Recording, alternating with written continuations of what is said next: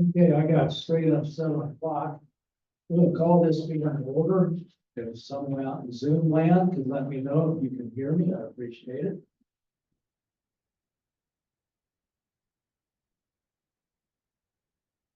Can you hear us on Zoom?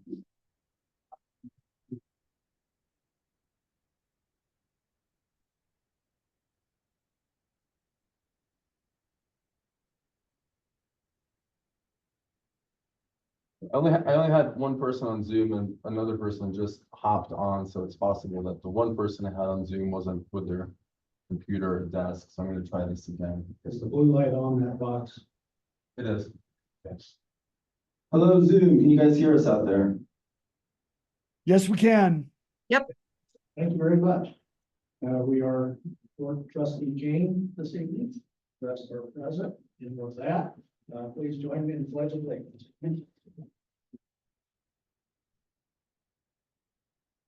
To the flag of the United States of America and to the republic for which it stands, one nation, under God, indivisible, with liberty and justice for all.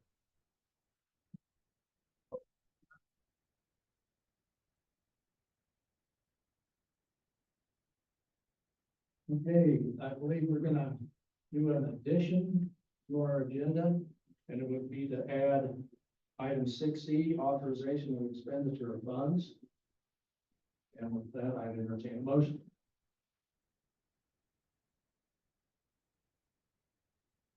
I move to accept the agenda as written with the addition of 6E as stated. Second. Second. All in, it's been moved and seconded that we approve tonight's agenda as modified. All in favor, say aye. Aye. Aye. Any opposed? Motion carried. The next item is our consent agenda, our minutes from the August 20th meeting. If there's no corrections, I'd entertain a motion. I have something to say in minutes. This concerns 6C, consider donation acceptance for Team Rubicon Events Town Dinner. It reads, Mayor Dixon explained that a resident offered to sponsor TR's dinner event to save the town that expenditure. That wasn't exactly my understanding. If that's what happened, that's fine, but this was also in addition to the amount that we approved. That is correct. We had, our previously authorized $700 expenditures. I submit that for correction. What would you like to correct in the state? If you could, reiterate that.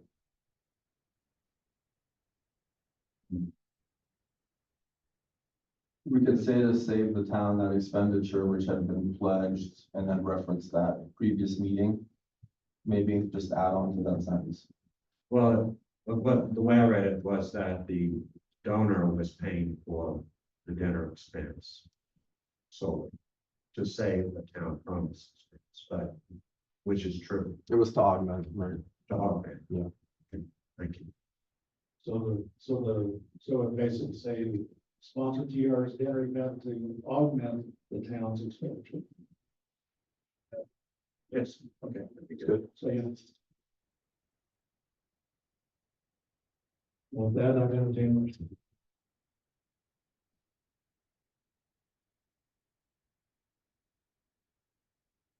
I'll move to accept the meeting minutes as amended. Have a second. Second. It's been moved and seconded that we approve the meeting minutes as amended. All in favor, say aye. Aye. Any opposed? Motion carries. Then we'll go down to item 4, our reports. And we'll start. We're gonna start this. Start over here, okay, let's do the matter, but Walker, I'll start with you this time. Yes, BRT met, they approved, or they made a memorandum of recommending the approval of the Crystal Creek Bridge, which is on the Jim and cover further in details later. Trustee Bell. All right, so, it was a big week for Green Mountain. Team Rubicon was in town, trustee Walker, Paul Yingling and myself all participated in helping that event. And it was very successful. And I just want to give a little bit of historical background that this started back in the spring of 23.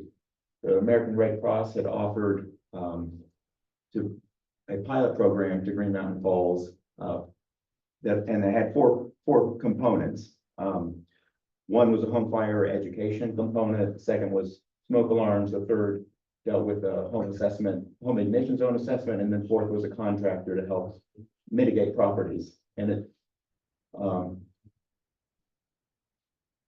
the first three got done in June of 23, and then the follow-up of getting that contractor, which turned out to be Team Rubicon, just occurred. And the priority for Team Rubicon was the 25 homes that were initially identified for their American Red Cross program. A few were added, a few fell off the list. But with all the work that was performed, there's still approximately half a dozen homes that are deficient from where a commitment was made through the American Red Cross program, the initial program, and what was actually completed. And I just wanted to let you know that Trustee Walker and I have been talking about how to address the deficit. I've also been in conversation with David Douglas more than once. They're going to take this up in the next FMAC meeting Monday. They'll also offer input in how the town should do this. And I believe there's three options that seem the most obvious, and I'm sure others might arise. The first is that we asked Team Rubicon to come back and address those deficiencies. The second is that we try to address that internally by utilizing town resources, volunteers, and that needs to be worked through with all the logistics with the town staff, if that can be done, and public works. And the third is to say, well, to those half dozen, we did our best, another time, another program. So anyway, I just wanted to let you know it was a very successful program. There is a deficit, and that will be worked through. And Just a general question. Do you see, I've been kind of thinking this kind of establishes a long-term relationship. Do you also see that as a possibility? yes, I think Trustee Walker and I can both say that they want to come back. We felt like there's a good fit. But I think there's also things where we can, things that we've learned on how to make it a better fit in the future. The American Red Cross program selected the 25 homes for us. Those weren't necessarily the best fit for Rubicon's competencies and capabilities. I think if we do something in the future, we want to make sure that we're setting objectives with Team Rubicon that match our needs with their competencies and capabilities to, best way forward. So, but yes, I think that we've got opportunity to engage with Rubicon in the future. And I'd like to publicly thank Trustee Walker, Trustee Bell, and what committee is he on? Fire mitigation committee. He's on fire mitigation committee. So yeah, I'd like to publicly thank the three of you for joining in, for Team Rubicon. I think the community really appreciates the efforts, and I'm looking forward to a long and productive relationship. And thank you very much for that compliment. I would like to add, saying that, I took something away from that experience, both personally and professionally. And I hope that I can, introduce that to our town function, because it's a good thing. Thanks. Trustee Bell, is that That's fine, thanks, Ben. Trustee Ives? Nothing. Okay. I've been trying to look at the recent legislation that is being sent to the governor regarding property taxes. And I tell you, that is probably one of the most confusing pieces of legislation I have ever looked at in all my life. I'm also trying to look at other entities who are assessing and analyzing what it may mean.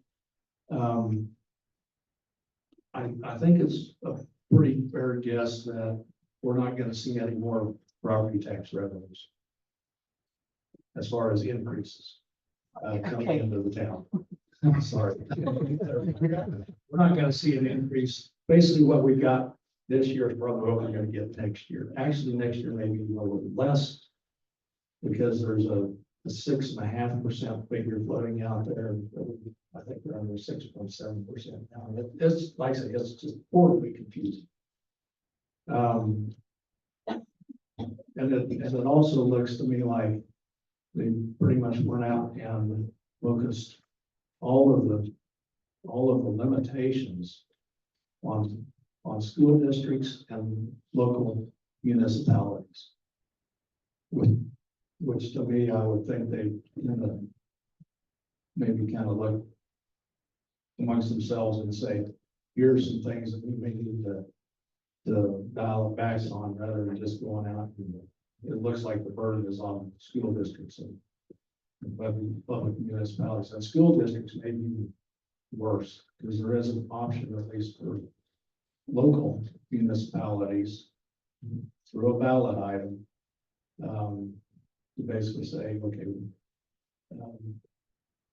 they have a 5.25% factor in there, and it looks like through local ballot initiatives, the citizens could say, over 2 years, if we go up 15%, it now looks like it was this to 10. And so the local ballot issue, I want to say, yeah, local citizens could say, use the 15%. If that's in the, what's being, I like to say, it is horribly confused. And I'm probably on my second reading as well, and it take me 2 or 3 weeks to even come close, plus some discussion with some other regional folks to try to actually get a handle on what it may really mean. The other thing is, there's regulation 43 that's kind of been posted. It's in our correspondence tonight.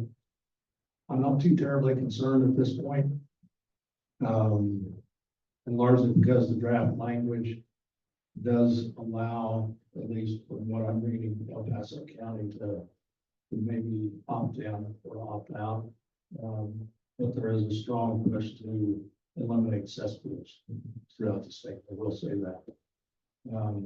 If I were guessing, looking at a crystal ball, I'd probably say it's something where, I think if you transfer title and have a cesspool, you'd probably be in for in a situation where you have to do something different, whatever that different is. My understanding is it doesn't get voted on until I think March, I believe. And then I think El Paso County would have to come in and give their 2 cents worth on what we do. But yeah, just kind of keep in mind that over time, if you have a cesspool, you may want to consider doing something different because the state may ultimately force it upon you. And that's all I have.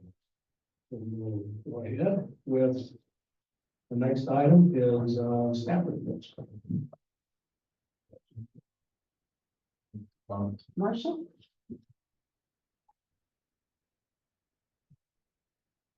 Nothing too exciting for me. 42 calls for service. All the reporting was completed and is updated. We had the reserves work 37 hours during the month, and we assisted with the Park Police Department this week to veterans rally this month.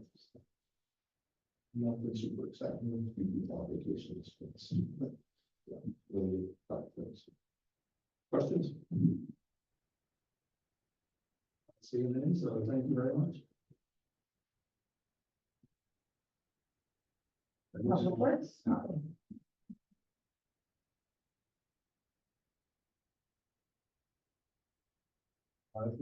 of the activity for August, the pool has been, constant maintenance. Can you hear me okay? They're good? Good. All right. We usually at least, every other day going over there to add water and chemicals and, try keeping the algae at bay. Aside from that, our parks, maintenance lady is doing a really good job. Going above and beyond and finding things that I didn't, that overlooked my mind, so. And on top of that, doing a really good job for waiting preparation. That's really cool. As far as roads go, we had that pretty good rainstorm 2 weeks ago. Took us the rest of the week to kind of clean up. And we put, most of zone 1 back together. Probably I'd say 90%. So we're moving on to zone 2, which is be Foster, Hondo, and we've got some bigger projects lined up for those 2 roads. But we'll be moving our way around to zone 3 and 4 in the next 2 weeks. I got 2 new signs put up for the Hotel Street guardrail. They'll be more permanent now. And so we do something with, or don't do something with the guardrail. And I also got a stop sign down here at the bottom of the road. I don't remember any noise, but. Apart from that, like I said, we'll be building up Hondo. We've already started building up Foster.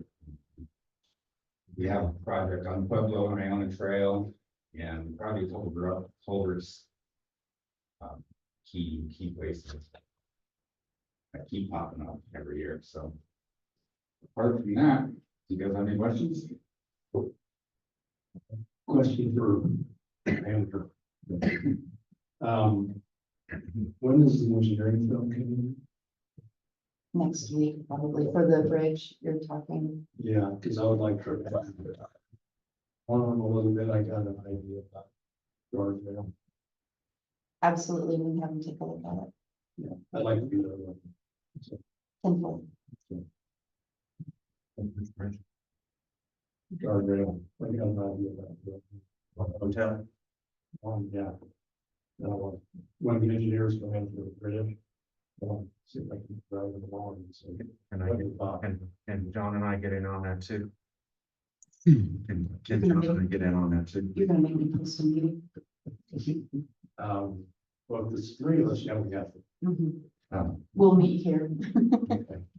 Well, we just had the site review, so. A work session. Yeah, I have ideas about the guardrail. I think we just pop it out, regrade, and then try to put up some concrete along the side to keep out of that rock wall. I think it's probably sort of similar function. Yeah, maybe like get it back to about where it was. I guess I have one addition, we do have tiles and stuff staged all around town right now, and we'll eventually go away here next month or 2. What do you plan to do with it? All the washout stuff down by Spruce. There's probably 80 tons there that came down off of Spruce. We're gonna probably store that somewhere near the yard or maybe at the yard. And maybe use that for building, our dirt parking lots back up with. I tried it earlier this year and it all stuck. So everything around the street side, it was sand basically.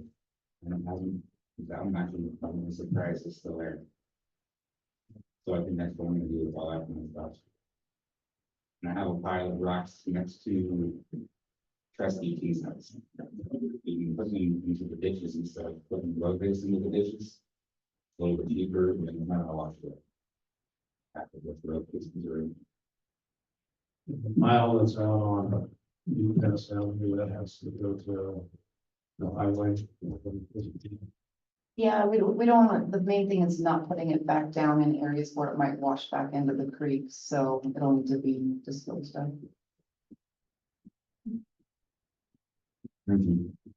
It gives.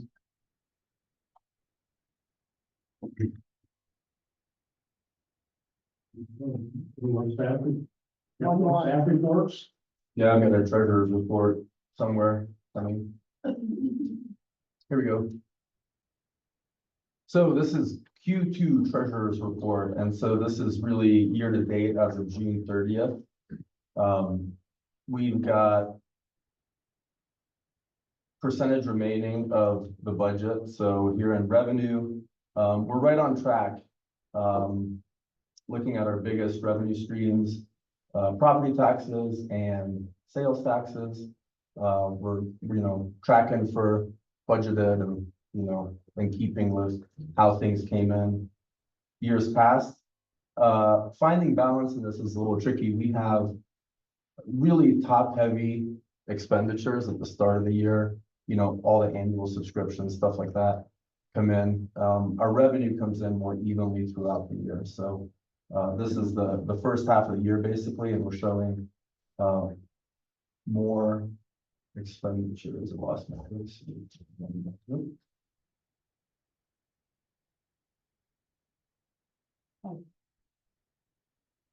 Yeah, here's my line. So we've got 36% of our budget remaining to spend. And then if you go up to revenue,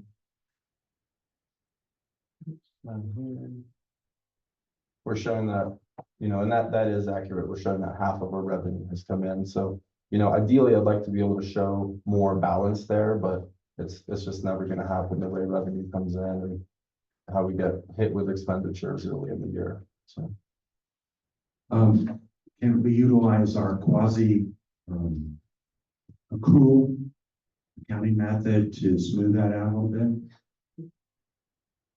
What? Just with the way that expenditures happen at the beginning of the year, we have a lot of our insurance premiums that are due at the beginning of the year. It's always going to be top heavy at the first part of the year on expenditures. And then as revenues come in throughout the year, and we'll go through this in more detail at your budget workshop, because I do want you to understand how those revenues work and how they come in.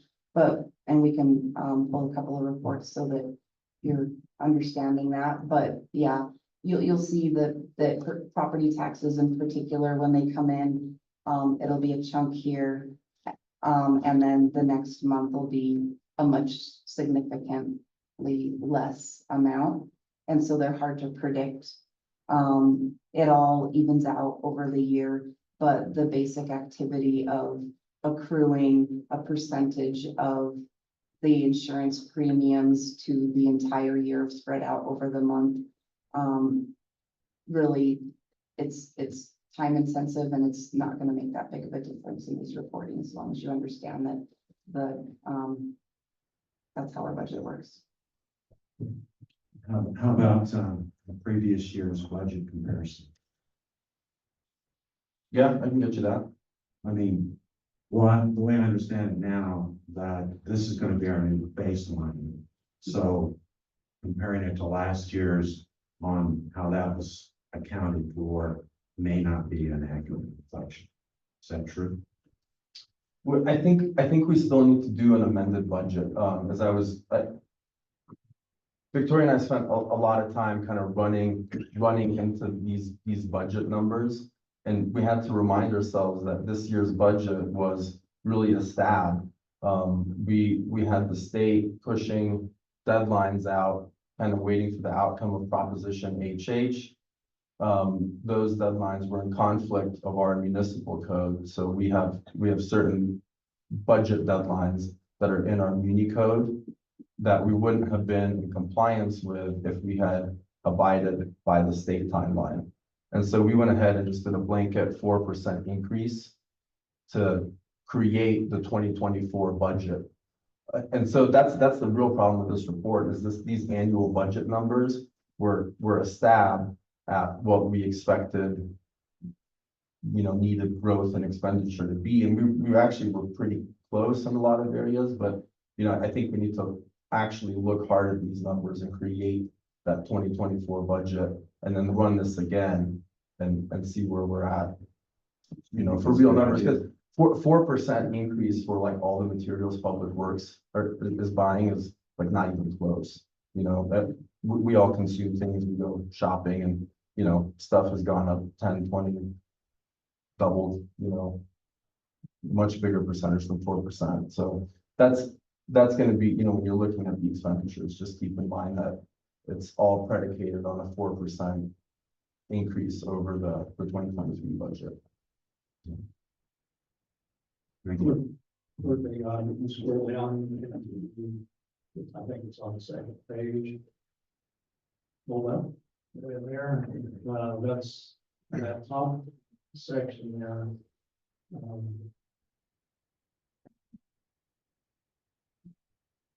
No, I think that needs to go up higher, pardon me, I'm sorry. Up here, Yeah. Under the capital improvement fund, we have capital, a grant. Paso County. I'm assuming that's a bridge. That's correct. Okay. Thank you.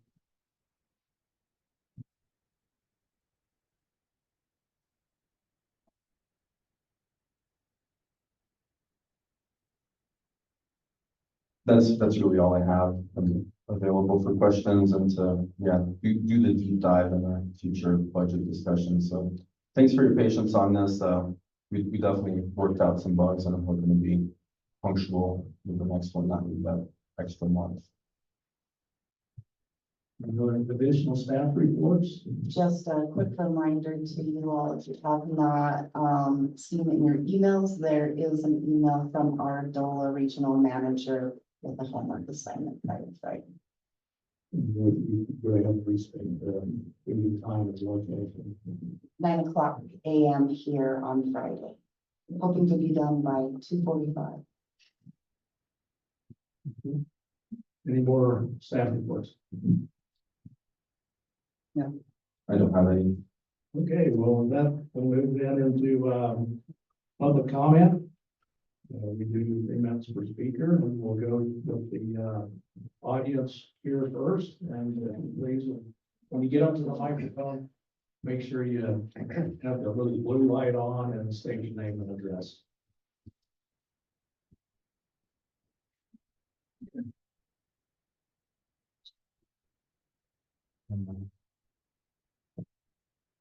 My name is Ann F. I live at 6830 Colorado Street. And basically, I just want to thank everybody for all their hard work, the Marshall, the Rhodes fellows, and all of you. And then I just really want to thank Team Rubicon. They came to my property. I really signed up because you needed 25 people. So my property didn't need much, but I will say that they found an aspen tree that was too close to my roof. And they cut that down. It wasn't very big. And I really enjoyed meeting everybody. Another nice thing that happened, one of my neighbors on Colorado Street, Greg and Jan Lance is their name. They live in Arkansas, but they were here just briefly. They didn't know about this. And I told them that day, and T. Rubicon was down there, you know, getting organized. And I said, maybe if you go talk to, maybe it was Mark Cleveland, and it was kind of leading. So he talked to, maybe it was you, John, I don't know. And they did. And he signed a waiver that day. They're on the list here on Colorado Street. And they came up and took down a dead tree to them. And let's see, I don't see my sister's name on that list. Liz Steele, she's on Colorado, but they came and looked at hers. Unfortunately, we couldn't be there, you know, when we came. There wasn't much to do. But then in closing, I just want to say that Don and John Walker, John Bell, and Paul Union were right in there working with everybody. And so we have 3 gray shirts in town. And I sent all that information to my sons in Iowa and North Carolina. And they're very interested, just in their states, to get interested. And I'm just hoping this will spread within our town so that You guys are really great when we're getting citizens involved. So that's all. Thank you. Okay, any more, public comment from the audience?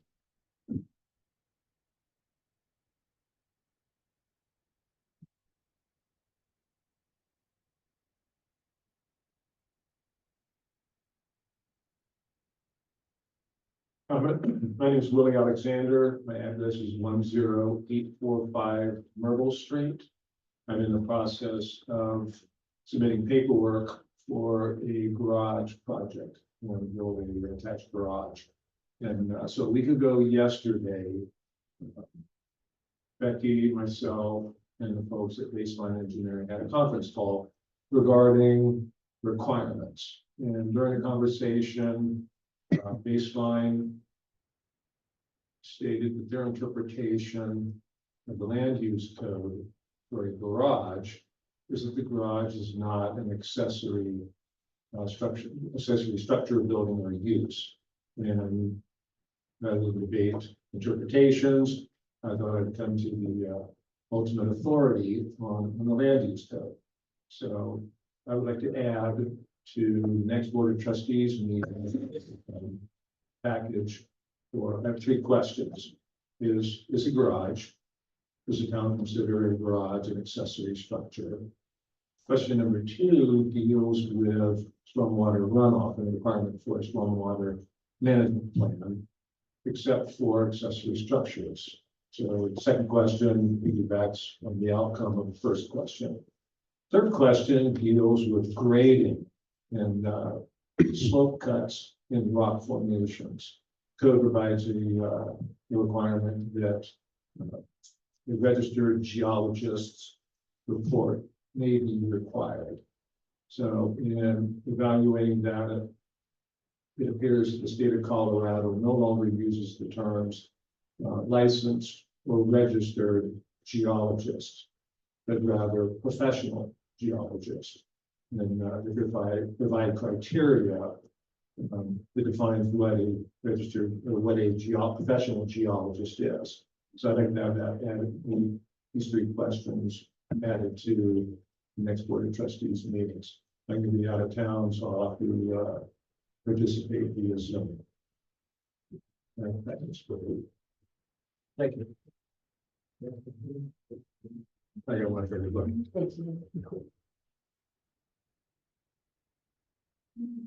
Any more public comment from the audience?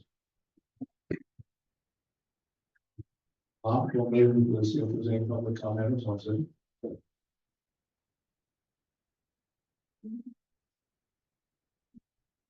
I'm not seeing anything coming in from Zoom.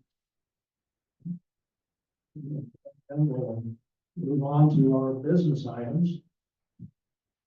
First item is 6A, consideration of Creek Week proclamation 2024 Mountain Creek watershed. We have someone from the Mountain Creek watershed on Zoom. I do indeed. Ali, are you going to be reading the proclamation? Yes, hi. My name is Ali Shook. I am the Executive Director of the Fountain Creek Watershed District, and we work from Palmer Lake to Pueblo on behalf of the thriving life of the watershed to support creek restoration and engaging community events. And I'm sorry I can't be there in person. We have a fundraiser and an outreach event at a brewery tonight, so I couldn't miss that one. So I'm doing double duty tonight, but I'm really excited to be in front of you tonight to promote our 11th annual Creek Week cleanup. And cleanups are going to take place over 9 days, September 28th through October 6th. We like to say 9 days, no excuses. In our 10 years of facilitating Creek Week, we've engaged over 25,000 volunteers in removing 150 tons of trash, which is just mind-boggling. That's as much as the Statue of Liberty weighs. It's as much as the weight of a blue whale. And I can only imagine what things would look like around here if we weren't doing Creek Week. So we're supporting all of our member governments and hosting these cleanups however we can. We offer bags and gloves and grabbers and buckets and stickers and buttons and all sorts of fun things. Most of our cleanups take place in just a few short hours and can make a really big impact. And I know that there's a cleanup in the works for Green Mountain Falls. I'm not sure. I was in contact with Jay earlier today and Jesse from Green Mountain Arts. And so I know they're working on getting that set up for you all. And we're really encouraging you in Green Mountain Falls to do the cleanup because it's a lot of good that can be done for that little creek that runs through your community, but then actually leads all the way out to the ocean. So I do want to thank and recognize Jay Kidda for serving as an alternate on our board of directors. And I'm happy to answer any questions you have and just want to thank you for considering the Creek Week proclamation tonight. Trustees, any questions, comments? I'll read the proclamation. I think I probably do that on my end just as easy as anyone. If you're ready for me to do the reading. It's a proclamation recognizing Creek Week 2024, whereas we are fortunate to have extensive and diverse natural resources, and whereas the Fountain Creek watershed is a unique and important asset to the residents and visitors to El Paso County and Pikes Peak region, and whereas the Fountain Creek Watershed District is a proud partner and collaborator with its member governments, and whereas the Fountain Creek Watershed District is celebrating the 11th annual Creek Week cleanup, which offers volunteers the opportunity to protect, steward, and maintain the Fountain Creek watershed. And whereas Creek Week is a little cleanup, education, and restoration effort throughout the watershed set for September 28th through October 6th, 2024, the largest cleanup event in the state of Colorado. And whereas nearly 20,000 volunteers have removed 135 tons of trash during Creek Week over the past 10 years during this program. And whereas Creek Week litter removal and restoration activities will continue to reduce the pollution on our creeks and connecting waterways, managing flood, providing safe drinking water supply, and enhancing wildlife habitat and property values. Now, therefore, the members of the board, is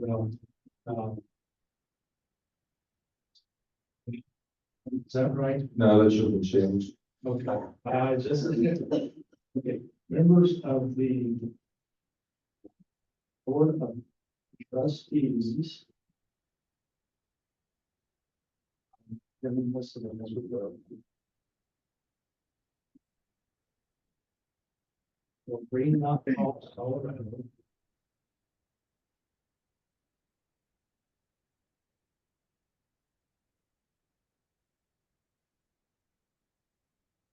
Encourages businesses, churches, schools, nonprofits, neighborhood associations, youth groups, service clubs, and individuals to form a cleanup crew, volunteer their hearts and hands to do this effort. We now hereby proclaim the September 28th through October 6th, 2024 as the 11th annual Creek Week in Green Mountain Falls, and invite our citizens to help protect, restore, and maintain our waterways by participating in many activities, programs, and events.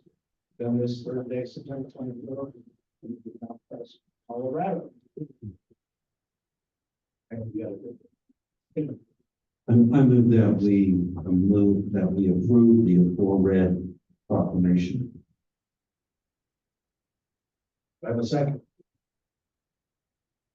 Second. It's been moved and seconded that we approve the proclamation as read. All in favor, say aye. Aye. Aye. Any opposed? Motion carries. Thank you, Riley. Okay, great. Thank you very much, guys. Appreciate it. Thank you. Okay, our next item is item 6B, consideration of submission of local match assistance grant application to support our bridge investment program application for UPass Avenue Bridge. And Well, background. Frank, I'll let you take. A little background on this. We've been working with ACG's IJJA coordinator on a grant application to the Bridge Investment Program. The Bridge Investment Program is a federal program, requires a 10% match on what we anticipate will likely be a $3 million project. 10% of that being 200,000 or $300,000, we'll need to come up with some match funds in order to make that happen. This, grant application here is for the Department of Local Affairs and Economic Office, or Office of Economic Development and International Trade has created a program specifically for this. It's a local match assistance program. And we would like to submit an application in tandem with the Bridge Investment Program.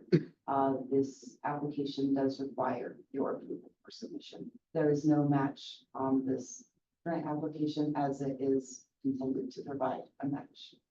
I think it's important to point out that the bridge, if we're able to actually get funding for, we're getting funding from many potential different sources. Went over and tried to address the RTA portion of that funding to assist us with getting the engineers out here just to enable us to apply for it. So yeah, so this is going to be a combination of likely bridge inspection program, whatnot, RTA. It'll require a braided funding mechanism in order to make it accomplishable. So yeah, I thought it'd be important to point out that just this is a piece of coming up with.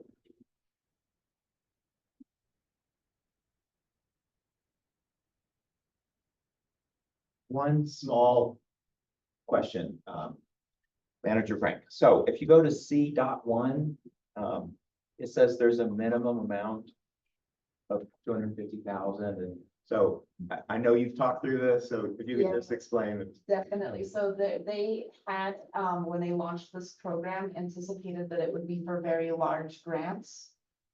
Since then, they have noticed that, many of the municipalities don't have that level of need. So I was told that it was okay to reduce this grant ask below the minimum amount. Thank you.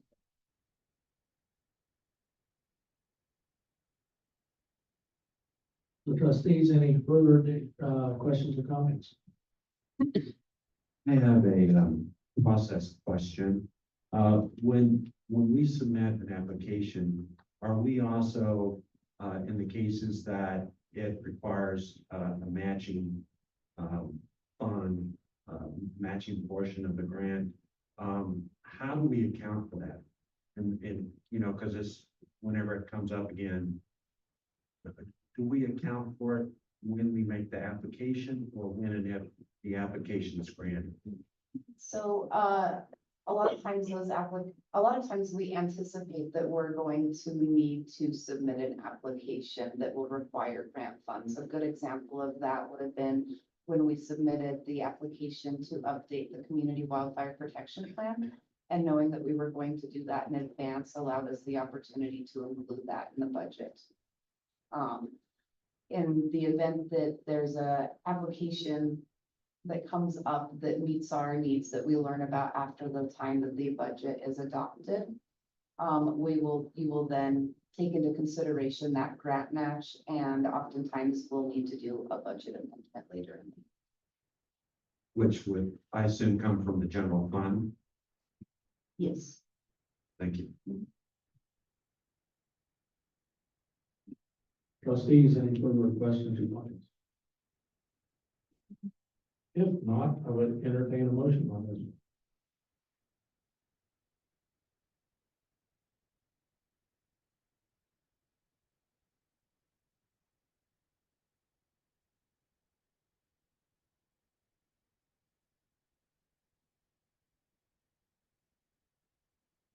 Just for clarification, is there no matching grant that is required on this?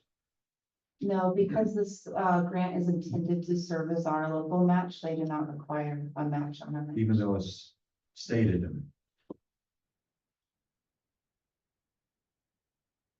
I don't believe that, no, I don't believe that it states that it requires a match from us. It's intended to serve as our match to a federal grant. what about local, item C, local match amount requested? That's the amount we're requesting. you know, we don't have that cement we're getting from Walmart. We would not have to provide match for it. Okay, that was just a little misleading, when this is local match, I thought that was our matching portion. It was confusing. Okay, thank you. I will move that we, approve this application. Do I have a second? Second. But moved and seconded, we approve the local match assistance grant application. All in favor, say aye. Aye. Any opposed? Motion carries. Next item is number 6C, consideration of approval of third amended and restated intergovernmental agreement between the town of Green Mountain Falls and the BPRTA. Again, Frank, I'll let you explain this. So you have in your packet a memo from Rick Sonnenberg, the program and contracts manager for the PPRTA.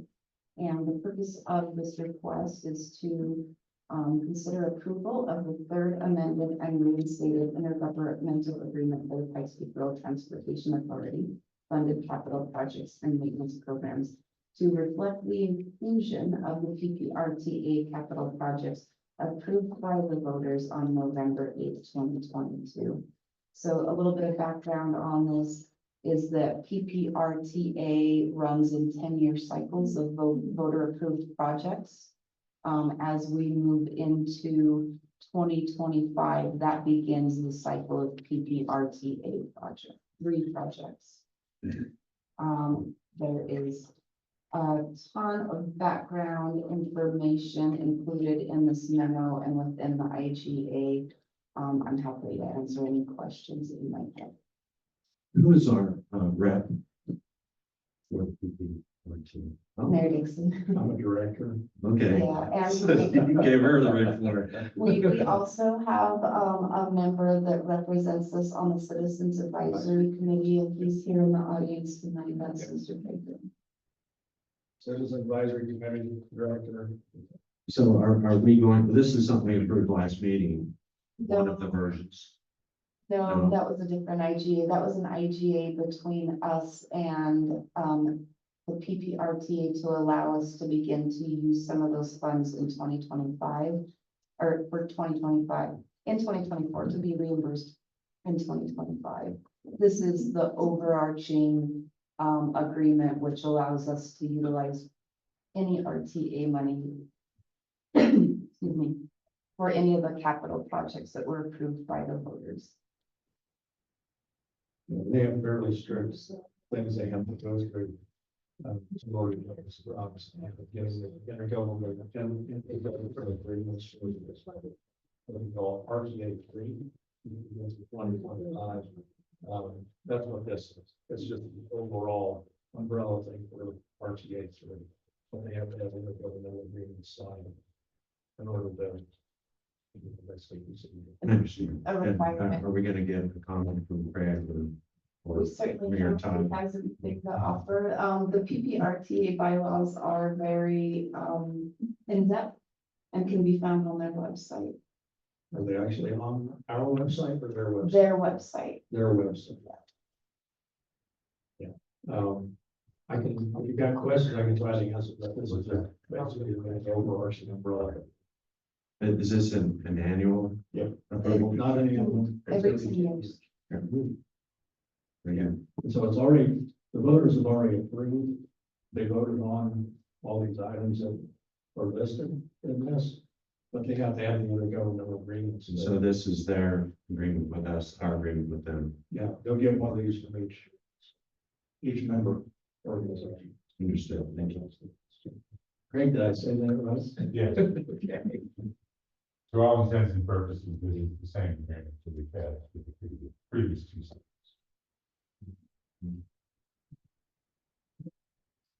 And Manager Frank, so I went through all the exhibits, and looked at where our projects, are included in the various priority project lists. So there's A, B, and C priority projects. What should we expect for deliverables? Given it's, the various projects placed on those A, B, and C project lists. So the big thing is that we have to make it through our A-list projects before we can move on to our B-list projects.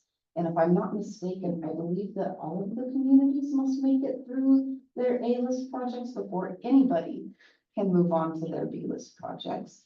However, which is great for us, we have a very, robust A-list project, A-list. And it's ambitious, I will say. It's, largely way more money than, the cost of those projects is probably 10 times what we will receive from the RTA. So therefore, what we are going to have to do is utilize grants. And the RTA money is wonderful because what it does is it provides us with grant match to be able to pursue some of those larger grants and accomplish more projects. Some of our immediate needs, probably as far as deliverables goes, the UPass Avenue Bridge. We know that it needs, to be addressed. The RTA funds that have been approved, are a great way to be able to supplement, that grant match need, but not until 2025. Thank you. That's really helpful. So there's two things on the A list. The UPAT's bridge, and then also El Paso Trail and Iona Avenue Road improvements. So can you describe those? Like to do that. Certainly, thank you. Okay, yeah, we actually have engineering for those two already, even though I have to admit, I do not agree with the Paso Trail engineering. And so those would be the improvements that are actually mentioned in those two items.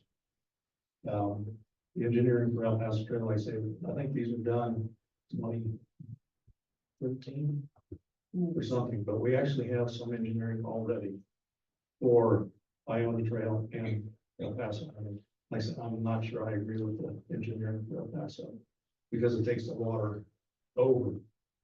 They basically just build curbing and a diverter on in the front creek, which means that all that water is just not in the divert on it. I'm not sure that is really the best solution for us. I've been out with Public Works, we've looked at it. We really think it's going on, so we know that we bad. Yeah, so that's a project that is shovel ready. However, the desire to get a second opinion has made us not prioritize it as the number one project.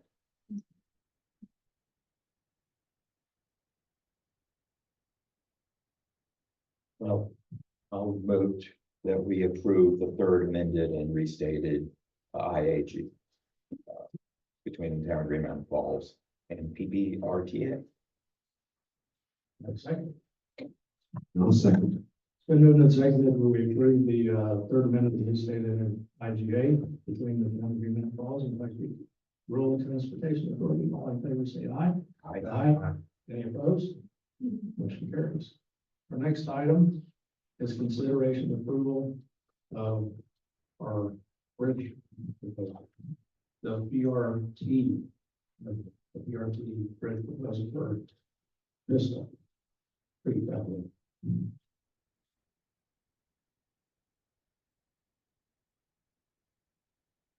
So you have in your packet, a memo from the Parks and Rec Trails Advisory Committee.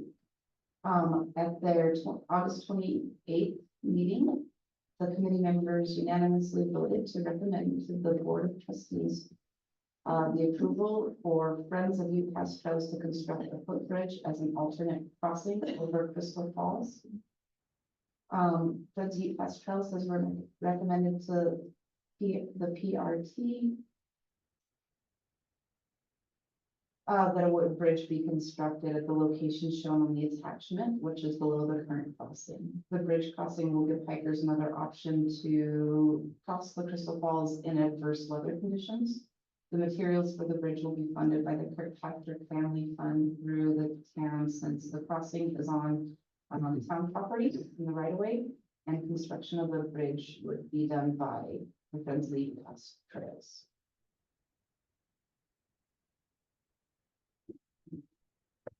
Trustees, any questions, comments?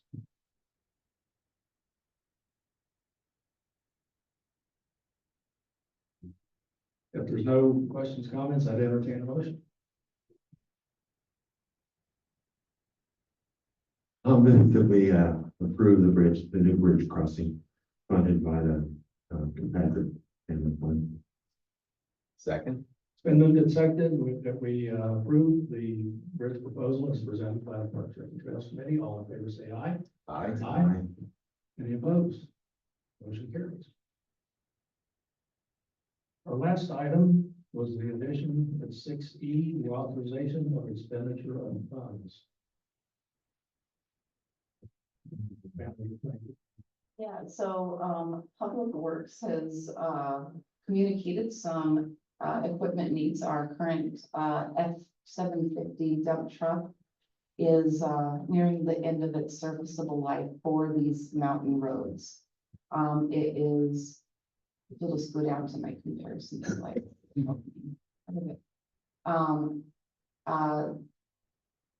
The current vehicle is two-wheel drive, has a standard transmission, high mileage, and needs some repairs.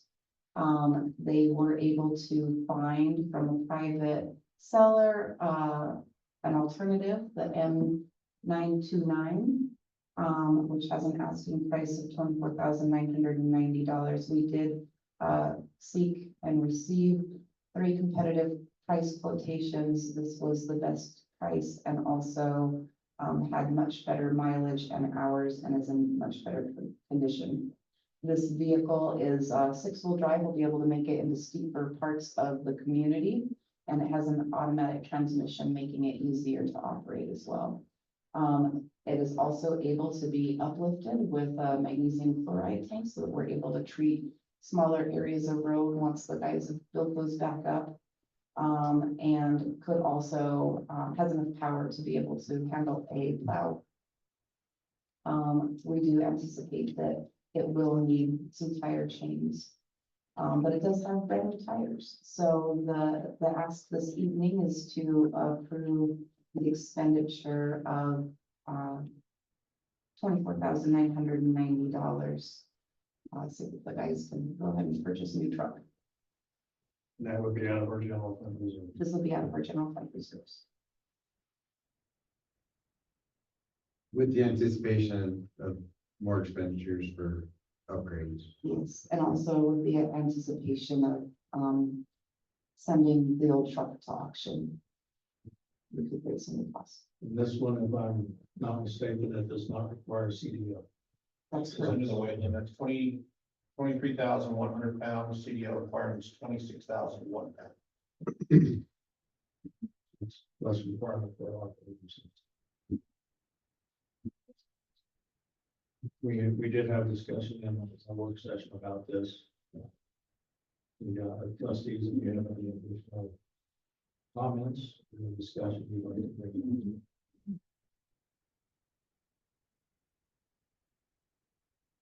So, the weight question that just got answered dealt with licensure, correct? What about our bridge? Loaded. Yeah, it'll be, we run tandem over that, where they're heavier than this truck will be. So it's gotta be 13,000 pounds on one axle. So we have 3 axles and.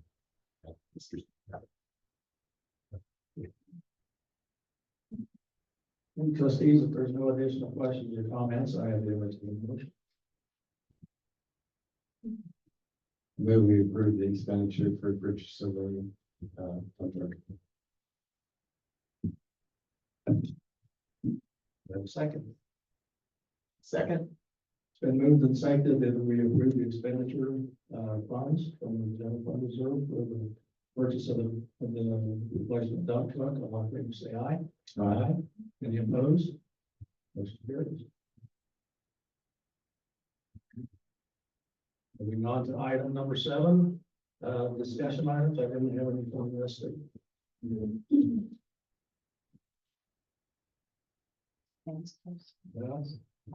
We did have a piece of correspondence dealt with regulation 43. Thank you for keeping trying to keep up on that way, those correspondence, correct?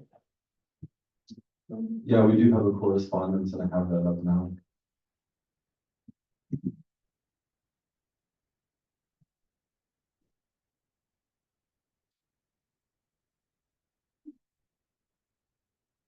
We'll definitely be keeping an eye on Act 43. I hope I haven't caused trouble putting you on the politics.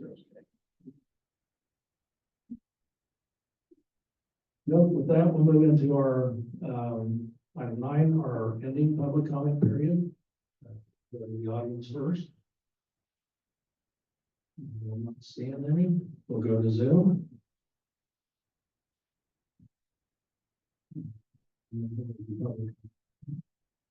I'm not seeing anything coming in from Zoom. With that, we're 9 or 10 adjournment. I've got 8 o'clock, so we are adjourned. Is there any trying to